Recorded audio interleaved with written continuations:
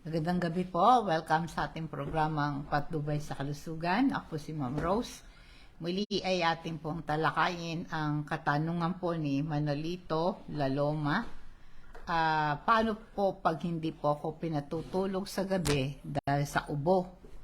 Ano po kaya ang dahilan? Bakit hindi ko mapigilan ang ubo ko sa gabi? Ito po ang katanungan ni Manolito na ating pong sasagutin.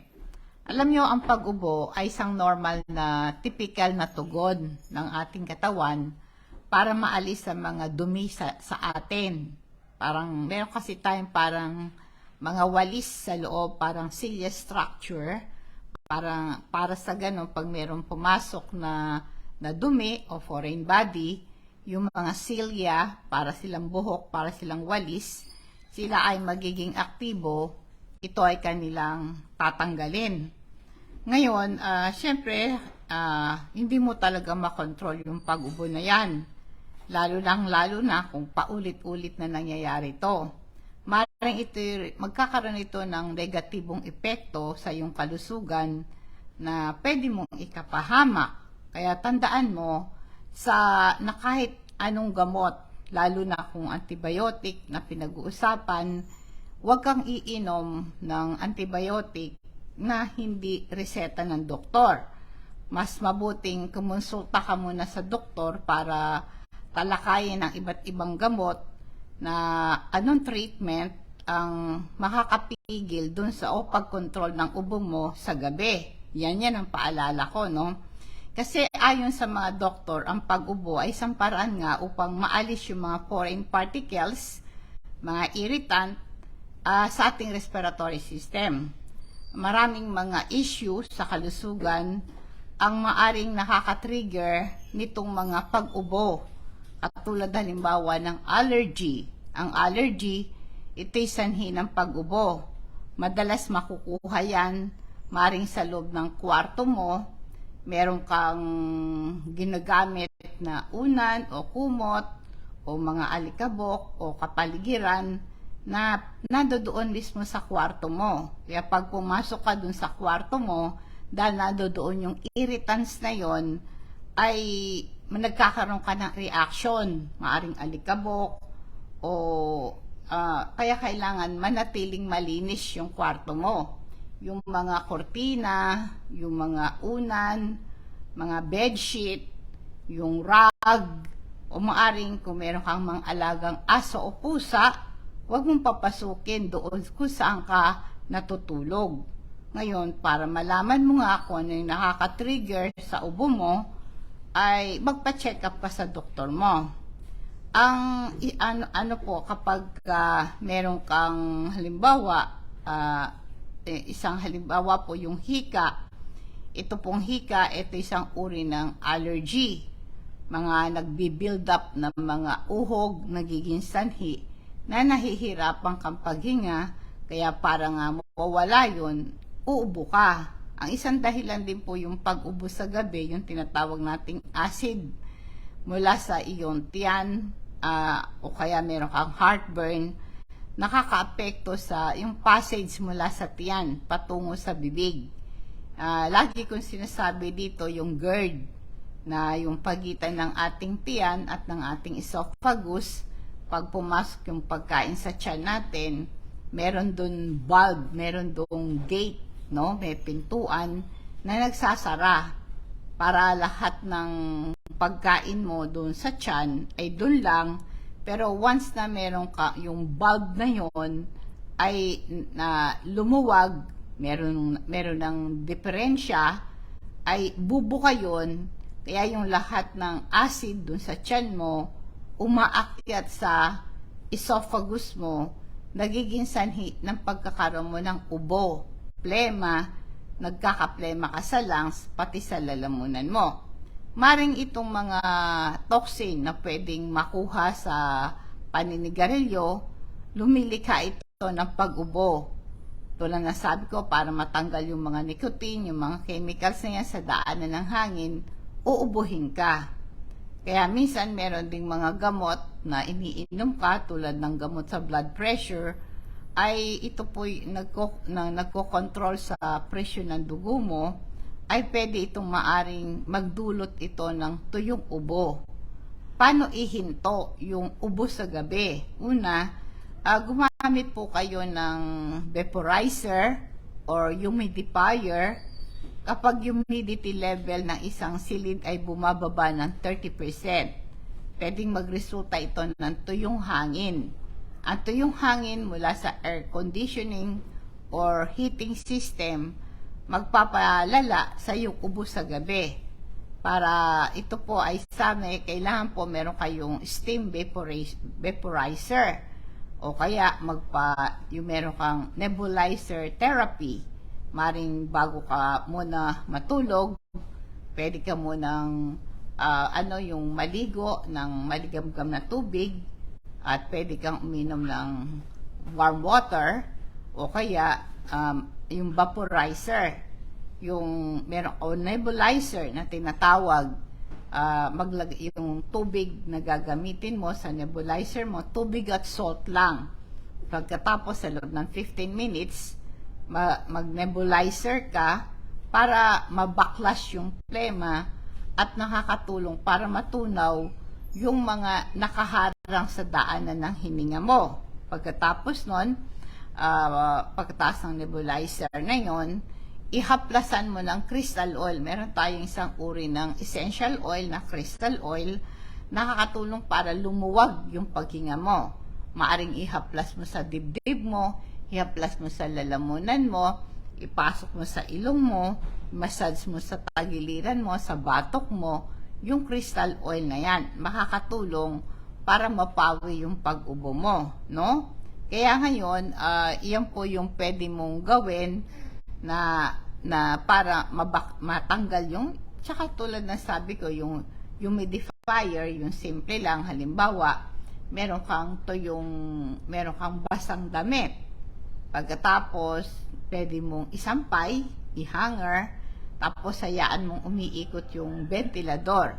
Di syempre, basa yung tela, at ito ay nahahanginan ng ventilador, yung tubig nandoon sa basang cloth, ito'y alis ng tuyo ng hangin sa loob ng bahay mo. O kaya naman, meron kang lalagyan, meron siyang tubig, tabi mo sa lalagyan na yung sigaan mo. Tapos yung tubig na yon, pwede kang maglagay ng mint or yung dahon ng mint, eucalyptus, pwede mong ilagay doon para ganon malalanghap mo yon, no? O kaya yung vaporizer, mag-steam inhalation ka, yung slight lang na kumukulong tubig, yun na low fire. Pag kumukulo yun, pwede mong patakan ng crystal oil, hayaan mong kumukulo yun, langhapin mo yun, magsuob kang ganon. Ito po, wag mo pabayaan na mapasok ka. Kailangan po ay medyo layuan mo ng konti at least hayaan mong lumalabas yung singaw ng tubig, no? Kaya yan po ang dapat mong gawin para yung mapigil yung pag-ubo mo sa gabi, no? At huwag kang kakain ng napakarami sa gabi. Kasi pagka kumain ka ng marami sa gabi, hindi ka matunawan, lalo na huwag kang kakain ng meat, mga luto sa mantika. Kailangan po, konti lang, at saka hanapin mo anumang pagkain nakaka-trigger ng allergy mo. Kasi pag meron kang nakain na hindi hiyang sayo, ito'y nagpapalala ng ubo mo, no? Kaya makakaranas ka ng pag-ubo. Alam mo, ang taong pagod, kulang sa pahinga, over fatigue, under stress, humihina yung ating immune system. Kaya pag mahina ang ating immune system, kahit meron mga pagkain, mga protina, na nagkakaroon ka ng allergy doon. Kaya po ang mga taong may allergy, ibig sabihin nito ay mahina ang iyong immune system. Kasi yung immune system natin, meron tayong mga white blood cells, ang tawag natin yan, mga fighting cells sa katawan, the soldiers of the body. Yung mga fighting cells natin na yan, meron silang surveillance system. Pag nakakita sila ng foreign body sa katawan, natitrigger yung inflammatory chemicals para sa ganon, tapos magkukusan ng plema yon. Ngayon, pag mahina ang surveillance mo, mahina yung immune system mo, yung kinain mong mani, yung kinain mong noodles, yung kinain mong chicken, dahil mo mahina ang immunity mo, mistakenly, pinagkakamalian nila na yung kinain mo ay foreign bodies. Kaya, nagkakaroon ng reaction yung katawan mo. Kaya gano'n. Kaya, inuulit ko po, makakatulong na para matanggal yung pag-ubo-ubo mo, ay kailangan po ay maging palakasin mo immune system mo. Meron kang sapat na oras na tulog, meron kang sapat na tubig na iniinom, at iwasan mo yung sobrang nababalisa. At saka isa pa, siguraduhin mo yung mga alikabok, mga buhok o mga balahibo ng alaga mong hayop ay wala sa loob ng tahanan mo, no? Ang regular na pagbabacuum ay importante, no? Tsaka meron kang air filter sa loob ng kwarto mo. Meron po kasing microscopic allergen na ito po ay yung nalalanghap. Naiipod yan. At saka ito po ay maaring minsan yung mga nakatago sa libro, mga magazine, mga nakokolektang alikabok sa loob ng bahay mo, ito po ay nalalanghap mo ito.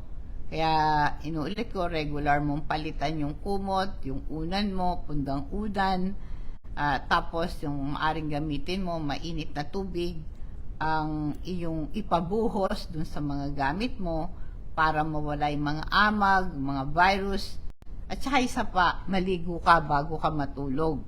Meron kang warm water, malinis ka, palitan damit, malinis ka bago ka matulog, para sa ganon ay hindi didikit sa balat mo o damit, magpalit ka ng damit, wag yung mga damit mo sa labas, ay wag mong iihiga sa bed mo, may iwan yan sa higaan mo. Pagkatapos, para lumakas ang immune system mo, mag-inom ka ng vitamin C with sodium para maiwasan ang stomach upset. Ang vitamin C po ay powerful antioxidant, pampalakas ng ating natural defense. Kasi po ay nakakapagpabilis ng healing process, kasi ito nag-encourage ang vitamin C sa production ng mga white blood cells, sinatang ating lymphocytes and phagocytes. Yan po yung the soldiers of the body to protect against infection. Ang vitamin C po ay water-soluble vitamins. Ito ay na-absorb sa ating bituka at tapos sumasama circulation ng dugo at nagagamit mo yung nutrient value nito. Mas maganda po na isabay mo yung Super B complex pag umiinom ka ng vitamin C. Ang Super B complex meron siyang 8B vitamins na meron siyang vital role sa ating good health and well-being, building blocks ng ating healthy body. Meron direct impact sa ating energy level, brain function, and cell metabolism. Ibig sabihin nito, nakukuha mo yung nutrients mula sa kinakain mo at magbibigay ito ng energy at tumutulong sa production ng enough na red blood cells. Magkakaroon ka ng good digestion, healthy appetite, pagka uminom ka ng Super B complex at isabay mo sa vitamin C natin. Inamin mo ito on an empty stomach 30 minutes before breakfast, once a day lang. Kaya kung gusto nyo pong umorder ng mga items, mga health products natin na to, i-chat nyo lang ako sa aking Facebook page, Patnubay sa Lusugan. Sabihin yung pangalan, address at cellphone number ninyo para i-deliver sa inyong tahanan. Cash on delivery po ito at i-charge sa inyo ang shipping fee.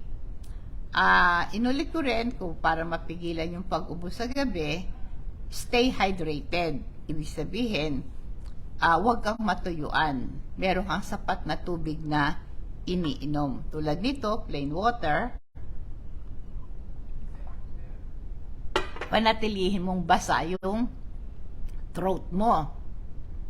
Kasi kapag kulang ka sa tubig, nagdadry yung lalamunan mo, nagko-contribute ito sa madalas na pag-ubo. Kaya kailangan bago ka matulog, para mapigilan ang ubo sa gabi, dapat ay laging basa ang lalamunan mo.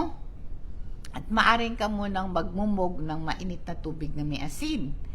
Isang basong tubig na maligamgam, lagyan mo ng kalahating kutsaritang asin, at pwede mo lagyan ng isang kutsara ng suka. Ito para mapawi yung pangangati ng lalamunan at mailabas yung plema. Pwede ka rin uminom ng hot tea or kaya yung lemon water na tubig ay maligamgam. Pwede mo lagyan din ng honey. Ito yung mga traditional remedy sa mga makate at yung lalamunan.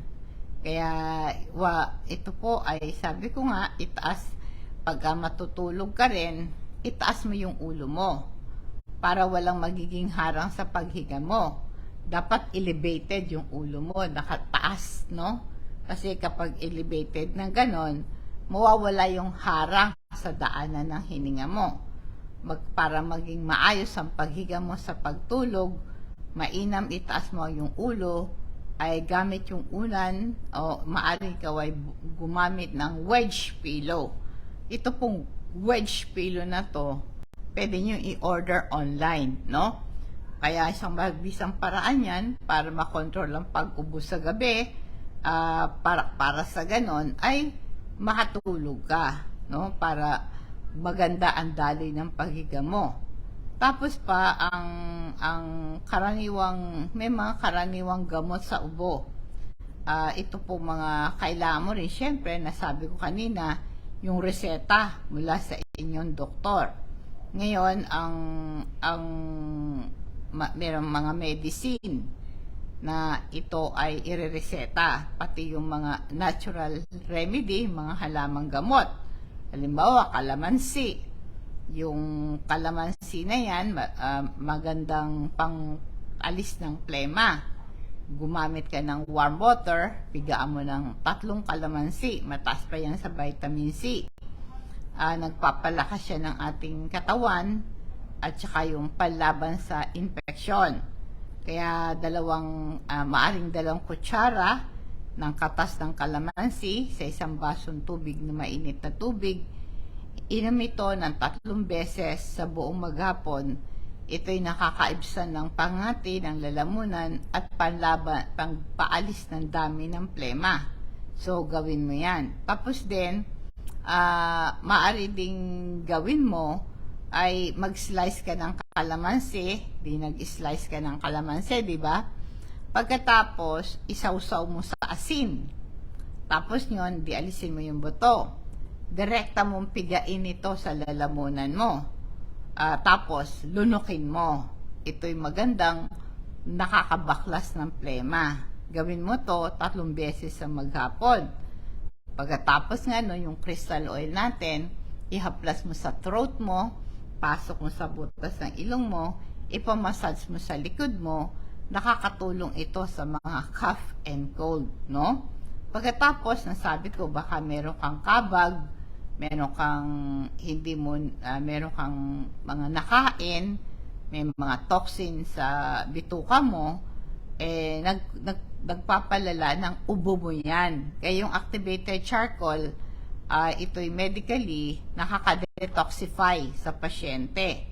Kaya ito po nakakatulong sa overdose ng gamot o food poisoning. Activated charcoal, ito'y nakaka-relieve ng kabag, ng pagtatae.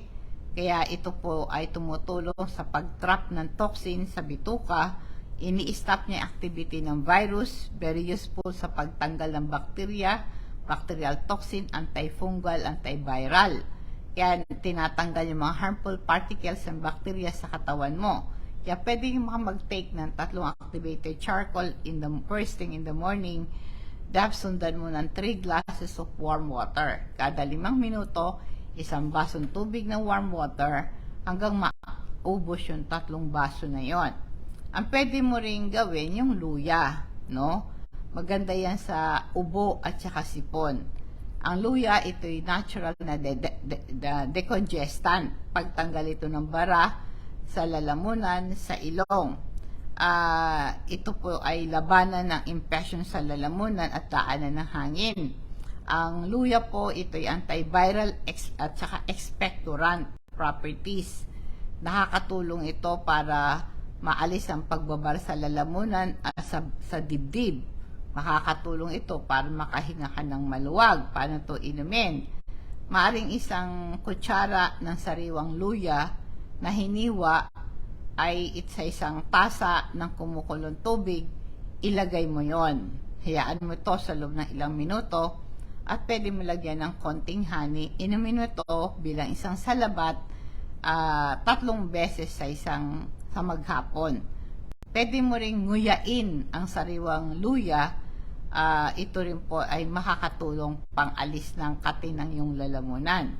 Sinasabi rin po yung sibuyas ay para sa sipon at sa ubong may plema. Ang sibuyas ay isang mabisang antibiotic, anti-inflammatory and expectorant. Nakakatulong ito para guminhawa ang lalamunan at maalis po yung namumuong plema at ubo. Ang sibuyas ay makapagpalakas ng immune system. Maganda to sa iyong lungs. Paano to? Hugasang mabuti at tadtarin ng pino ang isang maliit na sibuyas. Ihalo po ito lagyan po ito ng 2 kutsara ng asukal. Ito po ay itabi ng kalahating oras. Ibig sabihin, ibabad mo yung sibuyas ng 2 kutsara ng asukal.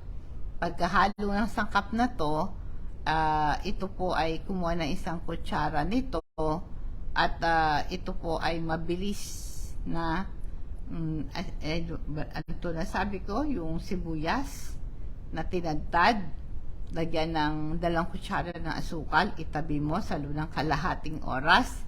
Yung pinaghalong sangkap na to ay magbuo ng likido. Meron itong tubig na lalabas. Kumuha ka ng 1 kutsara nito, inumin mo bawat 2 o 3 oras para mabilis ang paggaling mo. Ang doktor ay maaaring magreseta ng over-the-counter na gamot sa ubo tulad ng cough suppressant and expectorant. Malaking may tutulong ito sa iyo, lalo na kung meron kang tuyong ubo, no? Ngayon, meron din pong turmeric, yung dilaw na luya. Meron siyang antiseptic property, meron siyang nakakatulong sa pag-alis ng plema at saka pang-alis ng mga patay na bakterya. Ito pong nagpapalakas ng immune system, yung turmeric, yung luyang dilaw. Paano ito? Magdagdag ka ng 1 kutsarita ng luyang dilaw sa 1 basong mainit na gatas. Uminom ka ng mga 3 beses sa maghapon at saka bago ka ring matulog, yung dilaw na luya, pwede mong haluan ng gatas, no? At 3 times a day, pwede mong gawin yan. Makakatulong din yan sa ubo. Ang pinya din, mayaman sa enzyme, tinatawag nating bromelain. Ito ay meron siyang anti-inflammatory, anti-mucolytic. Ibig sabihin, nagtutunaw ito ng mucus or phlegma, tinatanggal ito sa katawan. Ang inom ka ng pineapple juice, nakakaalis siya ng plema sa lalamunan, nakakabawas ng pag-ubo. So, gawin mo yan at malaking tulong po ito magagawa sa inyo. Paalala po sa lecithin, nakita ko dun sa magazine na si Bruce Willis, nagsasuffer po siya ng dementia. Ito yung pagiging ulyani na. So, ito yung sakit na po ng mga nagkakaedad. Siyempre, ako 68 na rin ako. Para maprotektahan ko yung utak ko na hindi ka ako maging ulyanin, ay mag-take ako ng lecithin. Ang lecithin, ito po ay maganda sa aking brain at nervous system. Nag-encourage ito ng neuron growth. nakakatulong sa production ng neurotransmitter responsible sa memory storage and retrieval. Kaya ang lecithin po ay napiprevent yung dementia and Alzheimer disease, na-improve yung ating memory, nare-regenerate yung sluggish brain cell, at saka po yung ating speech and motor function. Kung nais nyo po na mag-take nito, pwede pa kayong umorder. Ganun din po yung ating calcium, magnesium. Ito'y mineral, vitamins, nakakapagpalakas ng ating buto, pag-maintain ang healthy cardiovascular system. Alam mo, tayo pong nagkakaedad, meron po kaming kaibigan, nadulas siya sa banyo. Nadulas siya. Na pagkadulas niya, dead on arrival sa ospital. Kaya delikado na yung ating paglakad-lakad sa banyo, maraming aksidente dyan. O kaya sa loob ng bahay mo, dapat maging maingat ka. Patibayin yung ating buto, ma-regulate yung muscle function, ma-prevent yung mga muscle cramps, mapapagal yung bone loss. Mag-take kayo ng calcium magnesium with vitamin D. Ang calcium magnesium din po ay tumutulong sa pag-release ng melatonin. Kinakailangan to para masarap ang tulog mo. Nasabi ko rin po kanina yung GERD, yung gate pagitan ng tiyan at esophagus, humihina yon, bumubuka yon. Para humigpit yon, lumakas yon, ang calcium magnesium ay tumutulong para sa mga tao merong hyperacidity. Antacid din po ito. Available to sa Patnubay. Kung kayo po ay meron kayong ubo at sipon, dapat ma-soften, ma-liquefy yung plema sa pamagitan po ng yung steam inhalation, yung vaporizer, o kaya yung pang pakuluin mo lang yung tubig, tapos langhapin mo yan. Meron kang steaming pot, may tubig yon, langhapin mo yon, nakaka-expel ito ng plema, na mo-moisturize yung breathing passages mo. Tumutulong din para umimpis yung mga plema. Kaya po yung GERD, isang common causes ng palagi kang inuubos sa gabi. Kaya nga po, kung kailan ka hihiga, doon ka inuubo, dahil nga yung acid, pag nakahiga ka, umaakyat sa lalamunan mo. Kaya kung nakaka-experience ka nito, i-maintain mo yung healthy weight mo. Kasi pagka overweight ka, yung maraming taba, bilbil doon sa tiyan mo, nagkakaroon ng pressure doon sa valve gate, nabubuksan yon. Huwag kang manigarilyo. Yung po kasing paninigarilyo, yung nicotine, nakakapagbuka ng gate na yon. Tsaka pag matutulog ka, itaas mo yung ulo mo, para sa ganon ay hindi aakyat yung acid sa lalamunan mo. Kumain ka lang ng dahan-dahan, huwag kang mabilis kumain, nguyain mo mabuti yung pagkain mo.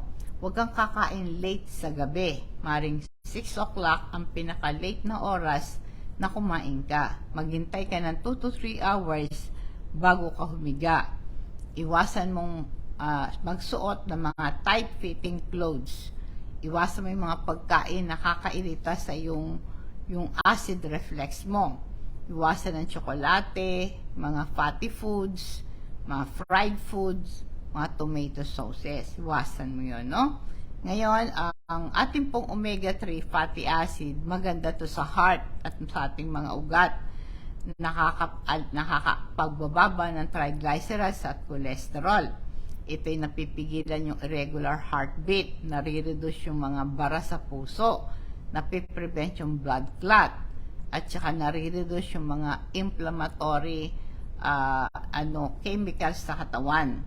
Kaya very effective po ito sa pang-alis ng mga back pain, no? Kaya kung meron ka ring allergy, to prevent inflammatory reaction sa katawan, mag-take ka ng omega-3. Maganda din to sa brain. Kaya katulong po ng lecithin, mag-take ka ng omega-3 para sa ating pag-sharp ng ating memory. Kung gusto niyo pong umorder ng mga to, pwede niyo po kong i-PM sa aking Facebook page, Patnubay sa Kalusugan. Bigay niyo lang po yung pangalan, address at CP number ninyo para ma-deliver ng LBC sa bahay niyo. Cash on delivery po ito. I-charge sa inyo ang shipping fee. Kayo po'y nanonood sa Facebook, Patnubay sa Kalusugan. Yan po ang aking official Facebook page. Pwede nyo po ba itong i-like, i-follow, and share para naman makinabang yung mga kaibigan ninyo. Kung kayo naman po ay hindi pa kayo nag-subscribe sa aking YouTube channel, Rose Alfonso, click nyo po yung bell para ma-update kayo sa aking bagong video. Dadako po tayo ngayon sa ating food for thoughts. Ito po ang sabi sa Luke 16:11-13. Kaya kung hindi kayo mapagkakatiwalaan sa mga kayamanan ng mundong ito, sino magtitiwala sa inyo ng tunay na kayamanan? At kung hindi kayo mapagkakatiwalaan sa kayamanan ng iba, sino magbibigay sa inyo ng talagang para sa inyo? Walang alipin na maaring maglingkod sa dalawang Panginoon sapagkat kinamumuhay niya yung isa at ibigin ang ikalawa. Ang paglilingkod ng tapat, ang isa'y hahamakin ang ikalawa. Bakit kaya hindi kayo maaring maglingkod sa Diyos at sa kayamanan? Ibig sabihin po nito, pag tayo po ay nakatuon sa material na bagay, nakakalimutan natin ang Diyos. Pero kung tayo po ay ang Diyos natin ay ang tunay na Diyos, hindi po mahalaga sa atin ang material na bagay. Magandang gabi po. Nawa po ang pagpapala at patubay ng Diyos ang sumatin, and God bless us all.